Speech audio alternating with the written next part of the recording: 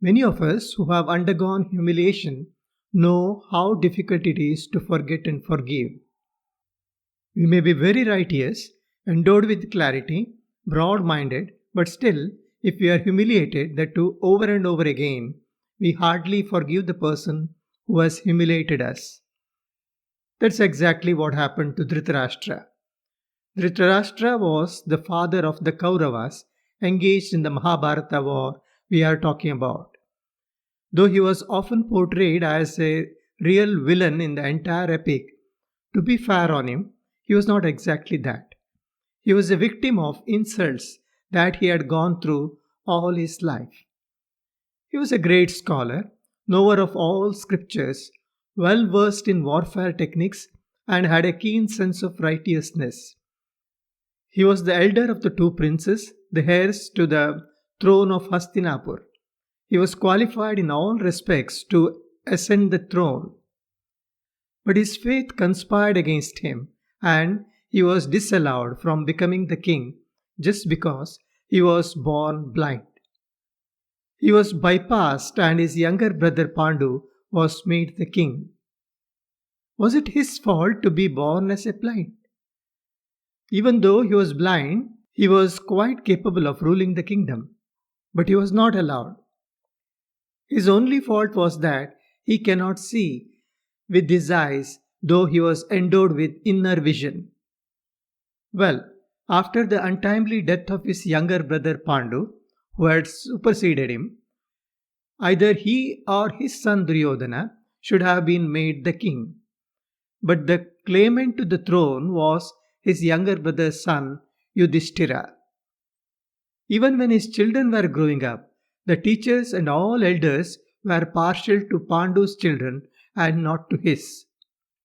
Ultimately, he had to share the kingdom between his sons and sons of Pandu as a compromise, a kingdom which should have been all his and his children's. But no, just because he was blind. Dhritarashtra could never forget the insults that he went through. So, when the war became inevitable, he could not stop his sons from going to war. After all, they were only claiming what is rightfully theirs. Just before the war started, the great sage Vyasa made a last minute bid to avert the bloodshed that would result from the war. He came to Dhritarashtra and advised him to somehow stop the war and make peace with the Pandavas, children of his own brother. He suggested that his children and those of Pandu could share the kingdom among themselves and live peacefully without any animosity. Dhritarashtra expressed his inability to do that since he felt that it was too late and his son Duryodhana would never agree to that. In reality, he himself had a faint hope that his sons would win and accede the complete kingdom once for all by killing the Pandavas. He asked Vyasa about the outcome of the war.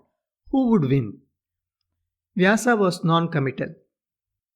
He said, the victory will be on the side which is righteous. Though blind, Dhritarashtra was curious to know every detail of the war as it progressed. Vyasa offered to give him sight so that he can see the destruction with his own eyes. But Dhritarashtra had no courage to do that. He knew in his heart that his sons were not righteous and are ultimately going to be vanquished in the war.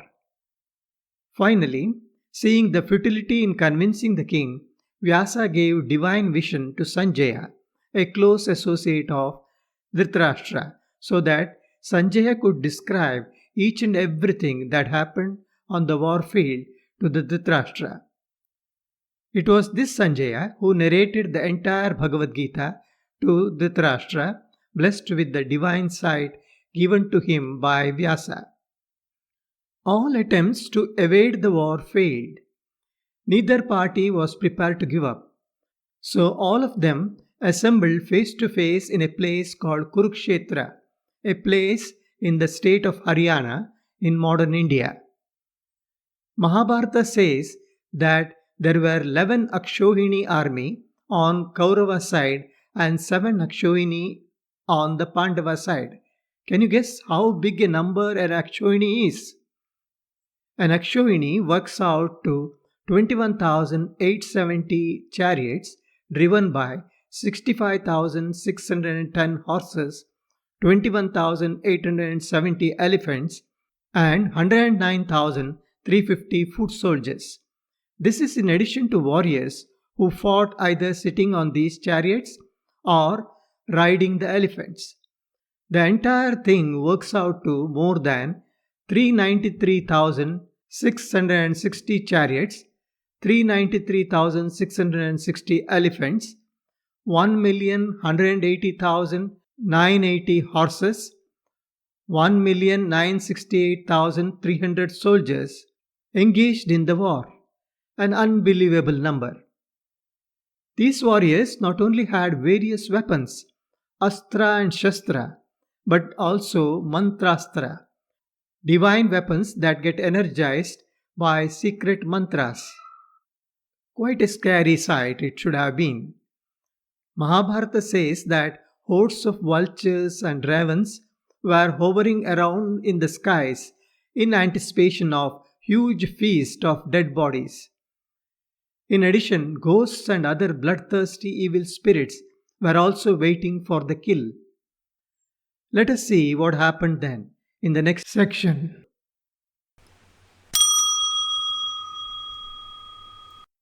To listen to the complete audiobook, please click the link given below in the description. Also, please don't forget to subscribe to this channel to get notified on future books. Thank you.